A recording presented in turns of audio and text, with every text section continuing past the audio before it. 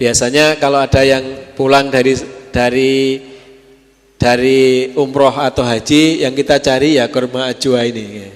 Sekarang sudah banyak beredar, monggo kita bisa beli, disediakan di rumah. Ini bisa menjadi penawar racun. Nah, dalam kehidupan kita ini juga banyak makanan-makanan atau minuman yang menjadi obat. Seperti halnya juga madu, itu dalam ayat disebutkan dia adalah penawar dari berbagai macam penyakit. Makanya kita ketika minumnya diniati untuk menjadi obat. Ya, termasuk air zam-zam itu juga penyembuh segala macam penyakit. Nah, makanya kita juga biasanya sing diarep-arep ajwa sama zam-zam. Nah, memang karena begitu. Bismillahirrahmanirrahim. Assalamualaikum warahmatullahi wabarakatuh. Alhamdulillah. Alhamdulillahilladzi bi ni'matihi tatimmus shalihat. Asyhadu an la ilaha illallah wahdahu la syarikalah wa asyhadu anna Muhammadan abduhu wa rasuluhu la nabiyya ba'dah. Allahumma salli wa sallim wa barik ala sayyidina Muhammad wa ala alihi wa ashabihi ajma'in wa man tabi'ahum bi ihsanin ila yaumiddin. Qala Allah Ta'ala fi kitabihil karim, a'udzu billahi minasy syaithanir rajim. Bismillahirrahmanirrahim. Wa dhallalna 'alaikumul ghamama wa anzalna 'alaikumul manna wassalwa. Kulu min thayyibati ma razaqnakum wa ma zalamuna walakin kanu anfusahum yadhlimun. Shadaqallahul adzim. Para jamaah yang dipun muliakan Allah Subhanahu wa taala, monggo sareng-sareng kita milai majelis kula panjenengan dalu punika kanthi wawasan basmalah. Bismillahirrahmanirrahim. Mugi salawat Allahumma shalli wa sallim wa barik ala sayyidina Muhammad.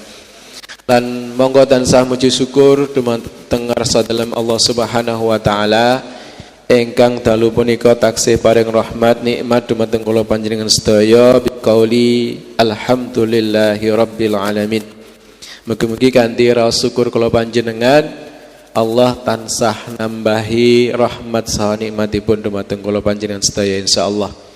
Mboten kesupen selawat ugi salam mugi tansah kunjuk dumateng junjungan kula panjenengan baginda Nabi Muhammad sallallahu alaihi wasallam saha keluarga, kerabat, para sahabat lan tiang-tiang kang derek lampahipun ngantos minjing dumugi dinten kiamat. Amin. Lan mugi-mugi kula panjenengan minjing tansah pikantuk syafaat insyaallah. Lan kagem keberkahan majelis kula panjenengan saha mbok pilih wonten hajat nggih, monggo sami-sami sareng-sareng nyuwun dumateng Allah kanthi fadilah wawasan suratul Fatihah ala hadiniyah wa kulli niyatin salihah. Al-Fatihah. A'udzu billahi minasyaitonir rajim. Bismillahirrahmanirrahim. Alhamdulillahi rabbil alamin. Ar-Rahmanir Rahim. Maliki yaumiddin. Iyyaka na'budu wa iyyaka nasta'in. Ihdinas siratal mustaqim. Siratal ladzina an'amta 'alaihim ghairil maghdubi 'alaihim waladdallin. Amin. Jamaah yang dimuliakan oleh Allah Subhanahu wa taala, malam hari ini kita lanjutkan untuk membaca kitab terjemahan dari tafsir Imam Ibnu Katsir. Insyaallah malam hari ini kita sampai kepada ayat yang ke-57 dari surah Al-Baqarah. Satu ayat insyaallah malam hari ini coba kita baca. A'udzu billahi minasyaitonir rajim. Bismillahirrahmanirrahim. Wa dhallalna 'alaikumul ghamama wa anzalna 'alaikumul manna wassalwa. Kulu min thayyibati ma razaqnakum wa ma zalamuna walakin kanu anfusahum yadhlimun. Dan kami naungi kamu dengan awan, dan kami turunkan kepadamu manna dan salwa. Makanlah dari makanan yang baik-baik yang telah kami berikan kepadamu, dan tidaklah mereka menganiaya kami, akan tetapi merekalah yang menganiaya diri mereka sendiri.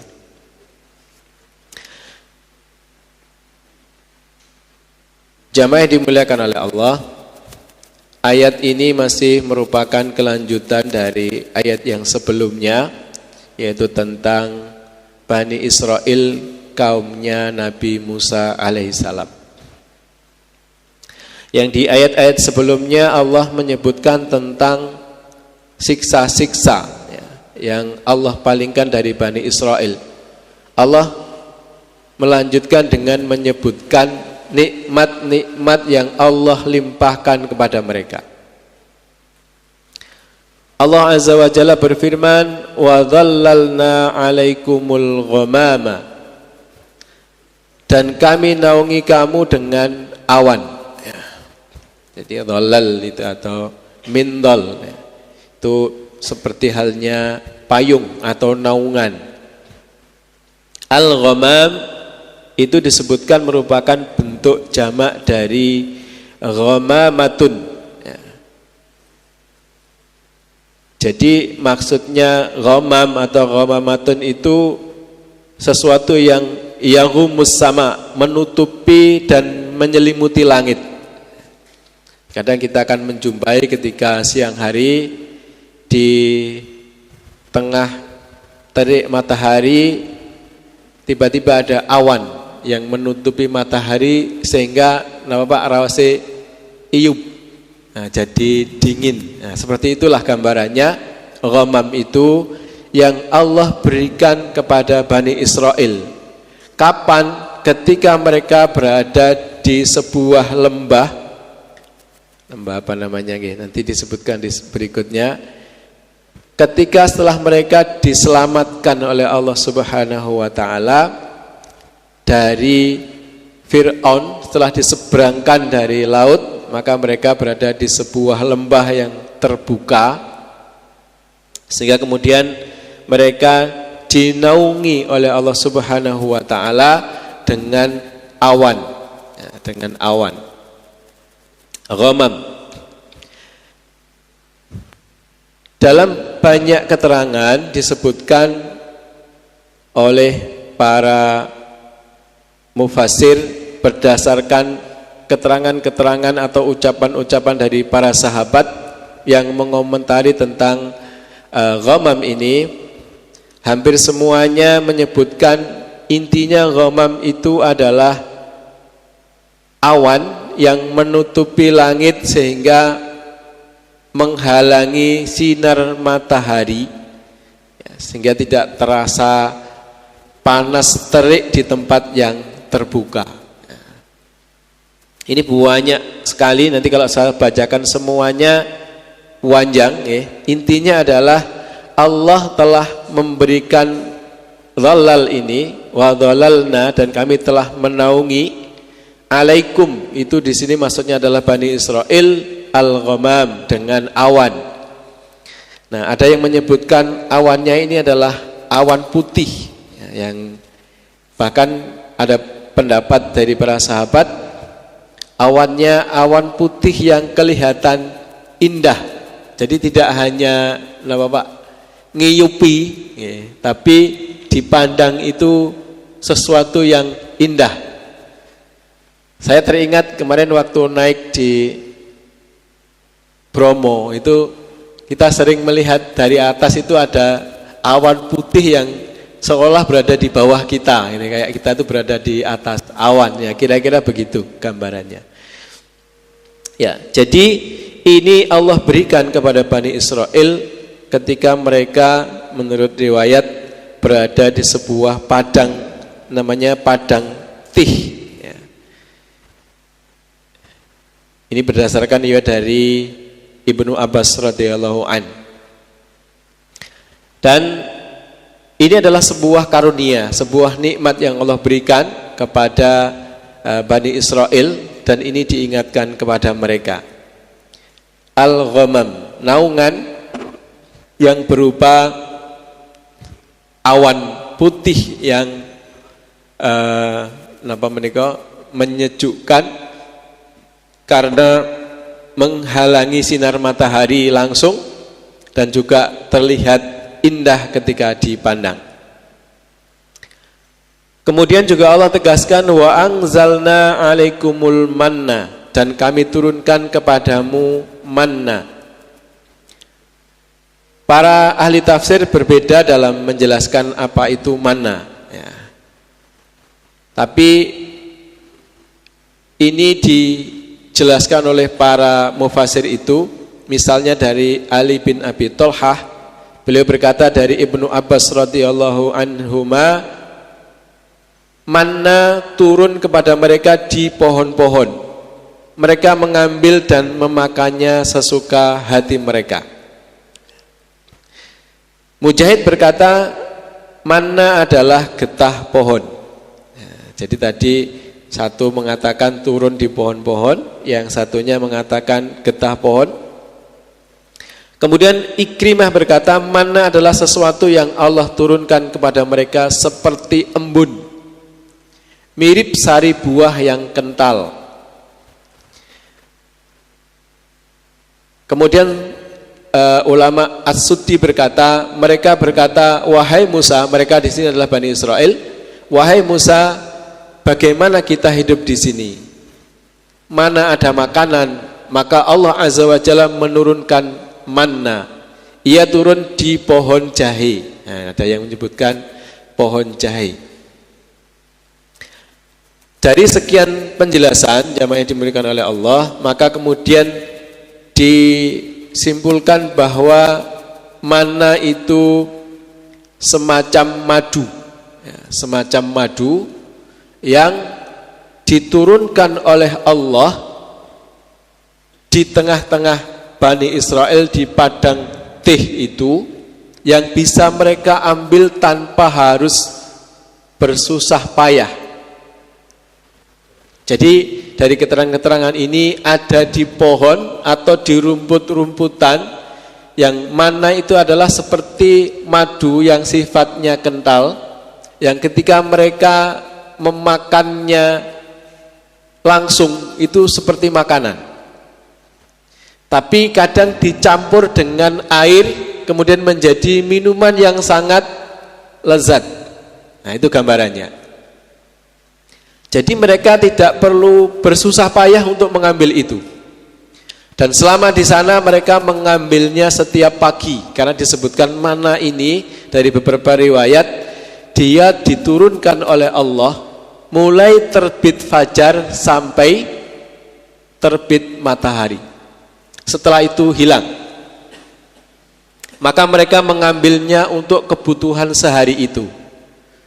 Barang siapa yang mengambilnya lebih dari itu, maka juga akan rusak dan hilang. Jadi seperti itu kira-kira gambarannya manna itu. Ini adalah sebuah kenikmatan yang sangat luar biasa yang Allah berikan ketika mereka menuntut kepada Nabi Musa, kalau kita berada di sini terus nek awak dhewe ngoten kira-kira mangan ngombe ini piye iki apa kan gitu ya. Karena di sebuah padang yang tidak ada apa-apa di situ. Maka Allah turunkan manna ini. Nah, disebutkan di dalam kitab tafsir ini bahwa mereka mengambilnya setiap pagi untuk kebutuhan sehari itu. Kecuali hari Jumat mereka bisa mengambilnya untuk kebutuhan 2 hari. Karena hari Sabtu mereka tidak boleh beraktivitas ya, sehingga mereka sudah mengambilnya hari Jumat itu dan bertahan sampai hari Sabtu. Ini luar biasanya seperti itu. Saged dibayang nih, kaya apa nikmate Gusti Allah sing diwek niki sampai seperti itu. Jadi manna itu seperti itu. Kemudian jamaah yang dimuliakan oleh Allah, jadi hampir semua ahli tafsir itu meskipun beda-beda menyebutkannya, mengistilahkannya, tapi intinya itu manna itu adalah bahan makanan dan juga sekaligus minuman yang rasanya digambarkan itu kalau langsung didahar dimakan itu manis lezat, hampir kayak madu. Tapi kalau dicampur dengan minuman, dengan air menjadi minuman yang sangat menyegarkan, dicampur dengan makanan lain pun juga bisa. Seperti halnya yang kita jumpai sekarang ini. Nah, jadi itu adalah karunia Allah Subhanahu wa taala. Sudah dua disebutkan. Dinaungi dengan al-ghamam, dengan awan yang dingin sehingga tidak panas terik, diberikan makanan dan minuman yang berupa manna. Nah, jadi kemudian ayatnya dilanjutkan, wa anzalna alaikumul manna wassalwa. Kemudian kami turunkan kepadamu manna dan salwa. Lantas apa itu salwa? Para mufasir dari keterangan-keterangan para sahabat, salwa itu adalah sejenis burung yang mirip dengan burung puyuh menurut keterangan salah satu sahabat, dan mereka biasa memakannya, Bani Israel. Ada juga yang menyebutkan salwa itu sejenis burung yang gemuk seperti burung merpati. Ada yang menyebutnya seperti puyuh, ada yang menyebutnya seperti burung merpati. Yang salwa ini, jamaah yang dimuliakan oleh Allah, didatangkan oleh Allah kepada mereka. Bukan mereka yang mencari, ngejar-ngejar. Kayak kita kalau pengen nangkep puyuh itu kan rekoso ya, harus. Kalau dulu itu disuluh ya, masih ingat nyuluh puyuh ya, disuluh atau dibesang atau pokoknya diburu. Tapi ini tidak. Salwa ini didatangkan oleh Allah kepada mereka. Dadose senes tiange sing godak salwane, tapi salwane sing mara dewi. Sehingga pernah disebutkan di sini mereka memilih ditangkap salwa itu. Kalau gemuk baru mereka kemudian disembelih untuk dimakan, kalau kurus dilepaskan lagi. Nah ini kayak apa enak kan ngaten nggih. Ini kan saat ini lek dahar napa menika penyetan merpati dara nggih, dara penyet. Ya ini kan nggih rada lumayan nggih. Harus dengan effort yang cukup besar. Nah ini didatangkan oleh Allah. Nah, inilah nikmat ya, di padang tih yang Allah berikan kepada Bani Israel. Sudah dinaungi, diberikan minuman dengan rasa yang sangat lezat. Kemudian ketika mereka bertanya, mana makanan kita? Allah datangkan dengan salwa. Makanan yang enak, wis teko dhewe, ya, seperti kurang opo kan ngaten iki bahasa Jawa niku. Kurang opo. Nggih. Maka kemudian Allah perintahkan kepada mereka, kulu min thayyibati ma razaqnakum. Maka makanlah dari yang baik-baik. Ya, dari makanan yang baik-baik yang telah kami berikan kepadamu. Tentunya jamaah yang dimuliakan oleh Allah, peringatan ini juga berlaku bagi kita. Kalau dipikir-pikir, dipun angen-angen betapa Allah sudah menganugerahkan kepada kita itu karunia yang begitu banyak, begitu luar biasa. Termasuk kita diperintahkan untuk makan makanan yang baik-baik. Makanan yang baik itu yang seperti apa? Ya, di tempat yang lain itu diperintahkan untuk makan makanan yang halalan thayyiban. Makanan yang halal lagi baik.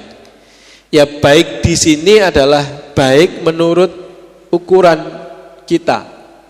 Baik untuk ukuran kesehatan. Baik untuk ukuran ya orang normal. Makanan yang tidak baik itu misalnya makanan yang rusak, makanan yang sudah basi itu tidak boleh dimakan. Itu tidak baik. karena akan merusak atau mengganggu kondisi kita.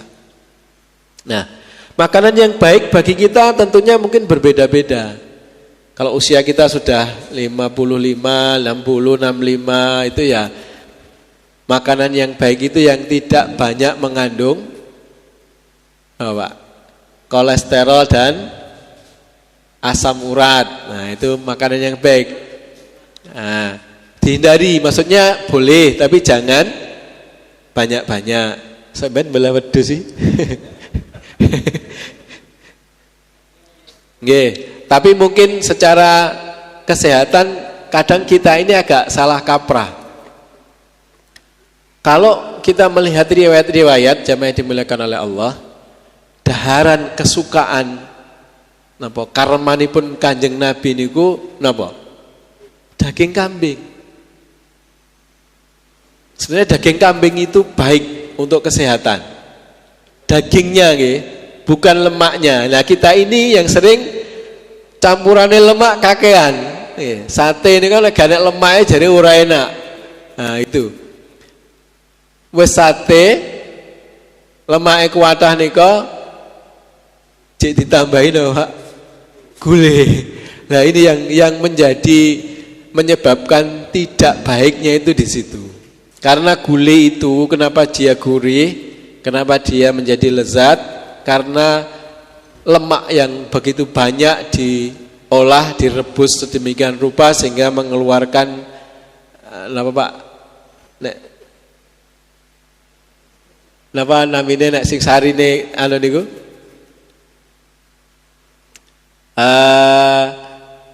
Sarine daging niku apa namine? Kaldu. Nah, itu yang menjadikan rasa enak. Nah, itu yang kurang baik untuk kesehatan kita. Maka dari ayat ini kita juga perlu mengukur mana makanan yang baik bagi kita. Ya, makanan yang baik itu adalah makanan yang halalan thayyiban. Tidak boleh berlebihan. Kadang yang marahi mboten saya niku mergo berlebihan.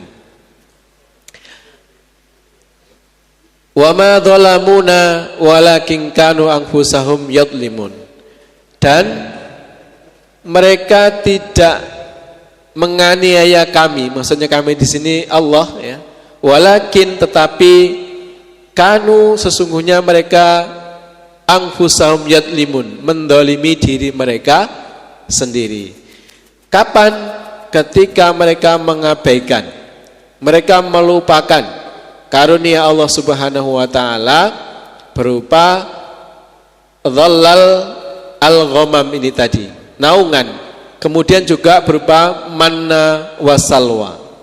Nah, kemudian mereka mengabaikan itu sehingga tidak memperhatikan makanan mereka yang baik-baik. Jamaah yang dimuliakan oleh Allah, ayat ini menjelaskan kepada kita bahwa banyak hal yang harus kita perhatikan dalam kehidupan kita, terutama adalah mengingat nikmat Allah Subhanahu wa taala. Banyak di kehidupan kita ini kita jumpai makanan-makanan yang baik, makanan-makanan atau minuman-minuman obat yang Allah sediakan. Ya. Di zaman Rasulullah atau di zaman Nabi itu ada sesuatu yang disebut dengan kam'ah, ya, itu termasuk manna, yaitu sesuatu yang airnya bisa menjadi obat, terutama obat untuk penyakit ain, penyakit yang sulit disembuhkan. Perso penyakit ain pernah dengar? Belum? Ini penyakit yang sangat berbahaya. Bukan wabah, bukan virus.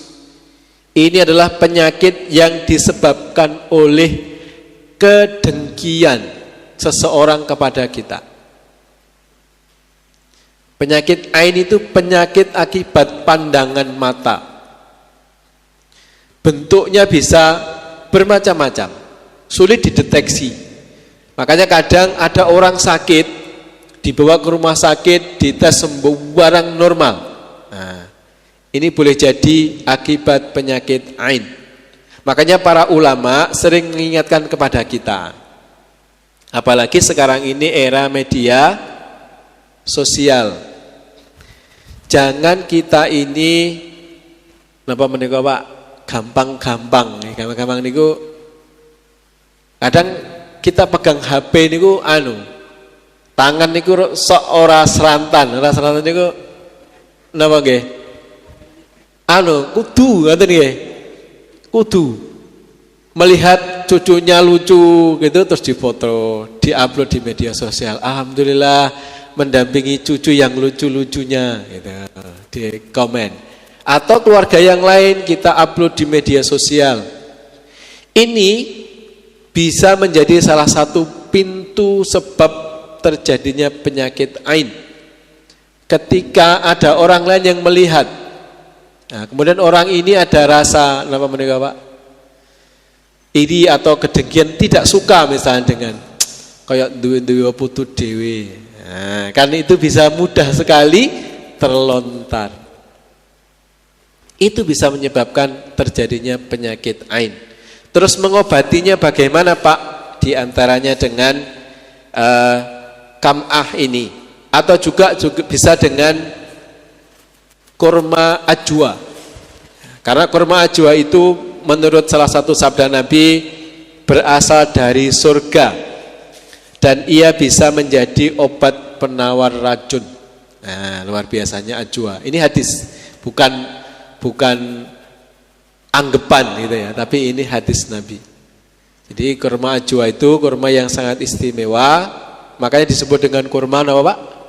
Kurma Nabi. Ya, kurma Nabi. Makanya biasanya kalau ada yang pulang dari umroh atau haji, yang kita cari ya kurma ajwa ini. Sekarang sudah banyak beredar. Monggo kita bisa beli, disediakan di rumah. Ini bisa menjadi penawar racun. Nah, dalam kehidupan kita ini juga banyak makanan-makanan atau minuman yang menjadi obat. Seperti halnya juga madu, itu dalam ayat disebutkan dia adalah penawar dari berbagai macam penyakit. Makanya kita ketika minumnya diniati untuk menjadi obat. Ya, termasuk air zam-zam itu juga penyembuh segala macam penyakit. Nah, makanya kita juga biasanya sing di Arab-Arab ajwa sama zam-zam. Nah, memang karena begitu. Tidak apa-apa. Ini kita jadikan sebagai obat kita. Nah, jamaah yang dimuliakan oleh Allah, poin dari ayat ini, kemudian kalau kita kaitkan dengan kondisi kita hari ini, maka kita seperti diingatkan, seperti apa menika Pak? Disentil, ya, disentil. Gitu-gitu nek basa Jawane, awakmu ki wis oleh karunia akeh banget. Ya, mbok eling karo sing gawe urip. Di antaranya apa bentuknya? Kita sebentar lagi akan menghadapi Idul Adha, Idul Kurban. Ya. Maka salah satunya ya kita berusaha untuk menyiapkan diri kita untuk bisa melaksanakan salah satu amal terbaik di saat itu. Tadi di khutbah sudah disebutkan bahwa kita akan memasuki 10 hari pertama bulan Dzulhijjah. Insyaallah Ahad nggih leres nggih. Senin. Sudah ada sidang isbatnya. Tanggalnya Senin nggih. Oh, Senin. Berarti Ahad malam nggih, Ahad malam.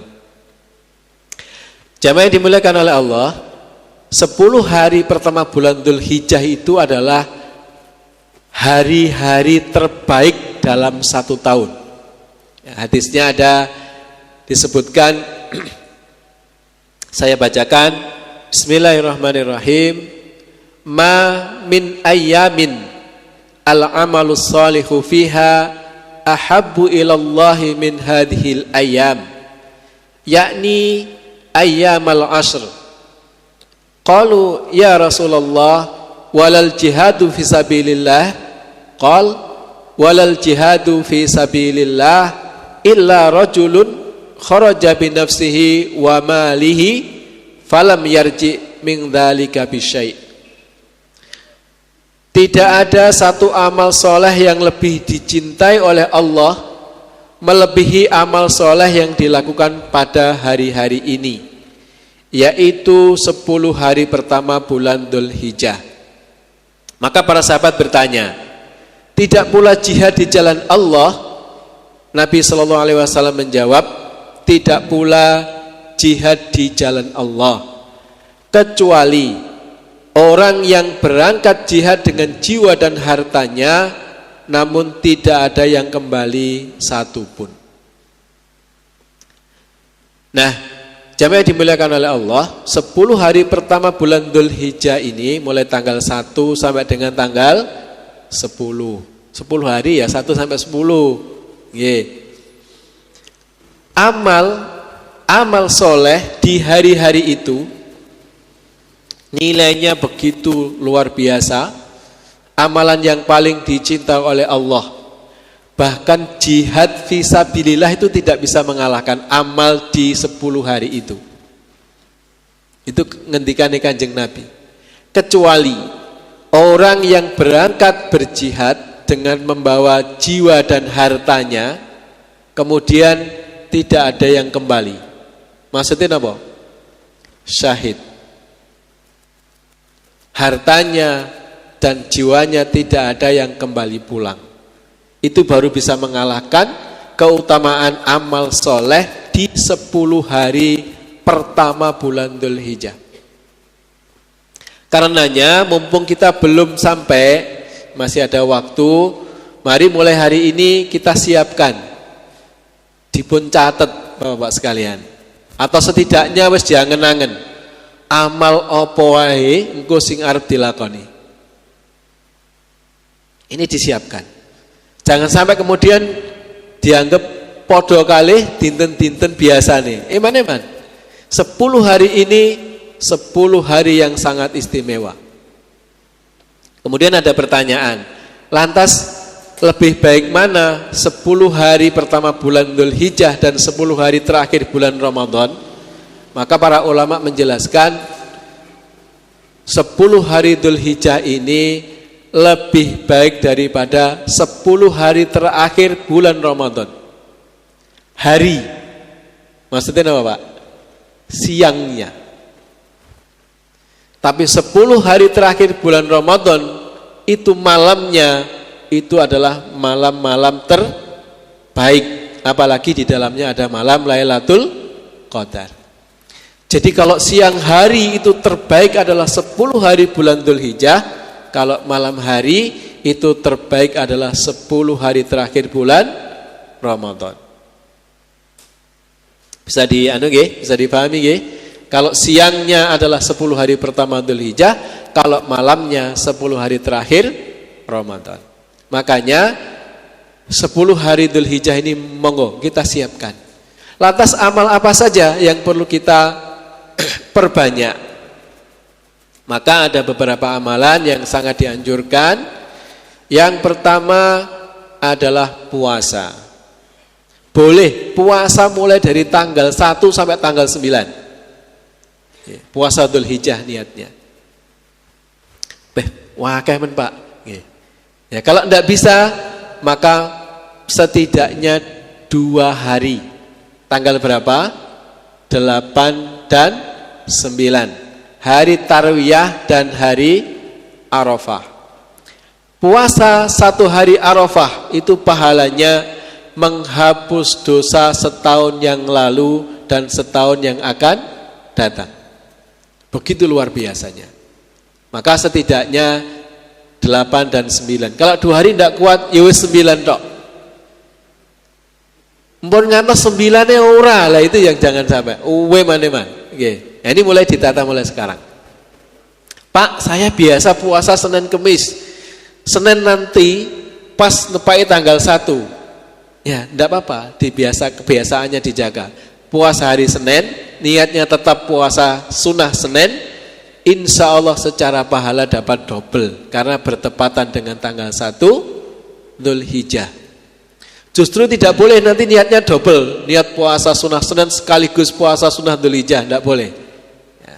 Salah satu diambil, dipilih. Ya. Insya Allah nanti pahalanya double. Ya, niatnya tetap satu. Senin dan Kemisnya. Terus tanggal 8 dan 9-nya. Nek kuat 9 itu jauh lebih utama.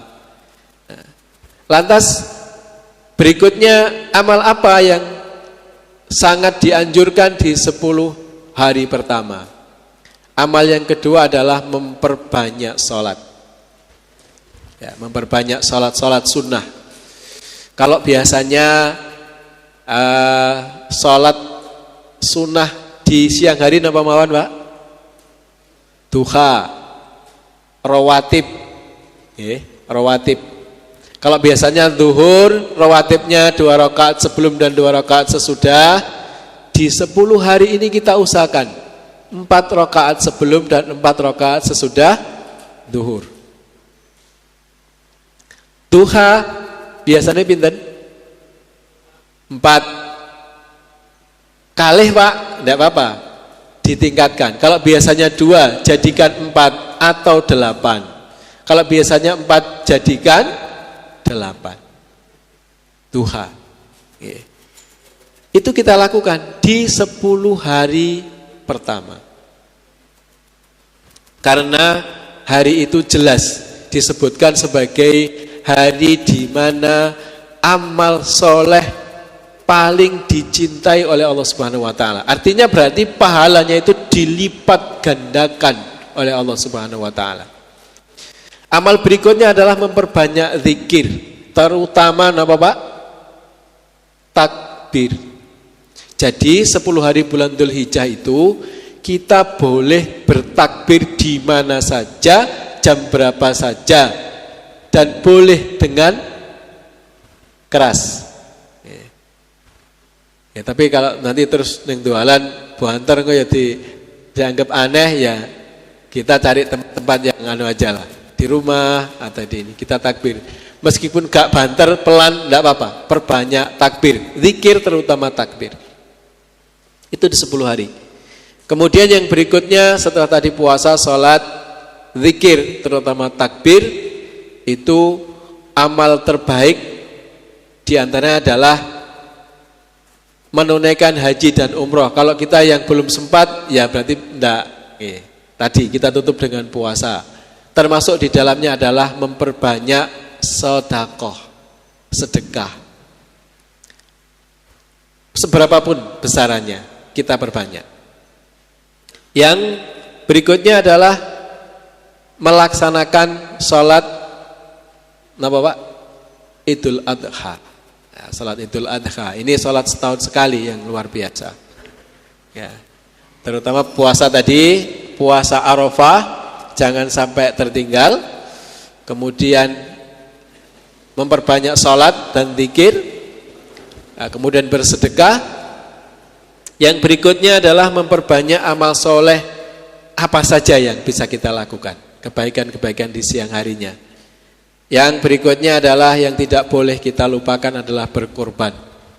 Karena berkorban itu tidak ada amal yang lebih baik dan lebih dicintai oleh Allah di hari Nahr. Hari Nahr itu hari-hari penyembelihan, tanggal 10, 11, 12 dan 13, selain dari menumpahkan darah hewan kurban. Nah, jadi berkorban di sini juga merupakan bentuk dari rasa syukur kita kepada Allah atas begitu banyak nikmat yang telah diberikan kepada kita. Jangan sampai kita ini seperti Bani Israel. Dikai nikmat kayak seperti itu, diling nih bulak balik pancet. Nah, kita ini harus berubah. Kita harus memperbaiki, meningkatkan rasa syukur kita kepada Allah. Terakhir, jamaah dimuliakan oleh Allah, amalan yang paling baik adalah kita memperbanyak taubat kepada Allah Subhanahu wa taala, terutama pada tanggal 9 Dzulhijjah. Karena Allah ya, dalam sebuah hadis itu Allah tidak mengampuni hambanya lebih banyak ya, dibandingkan dengan hari Arafah. Makanya kita di hari itu yang tidak berhaji disunahkan untuk berpuasa sekaligus memperbanyak taubat dan memohon ampun kepada Allah Subhanahu wa taala. Mudah-mudahan ini bisa kita persiapkan dengan baik. Kita baik itu amal-amal yang berupa amal harian, kita tingkatkan kapasitas dan kualitasnya, dan terutama untuk khusus ibadah korban kita siapkan dengan sesuai kemampuan kita masing-masing. Mudah-mudahan Allah Subhanahu wa taala menggolongkan kita termasuk hamba-Nya yang bersyukur, dan dengan itu Allah akan senantiasa menambah dan melipatkan nikmat-Nya kepada kita semuanya.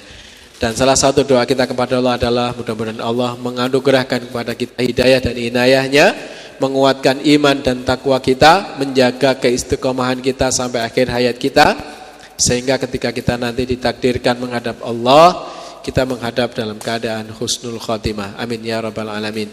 Kita cukupkan jamaah yang dimuliakan oleh Allah dengan hamdalah alhamdulillahirabbil alamin. Dan doa penutup majelis, subhanakallahumma wa bihamdika asyhadu an la ilaha illa anta astaghfiruka wa atubu ilaik. Kurang lebihnya mohon maaf. Wallahul muwafiq ila aqwamit thoriq. Wassalamualaikum warahmatullahi wabarakatuh.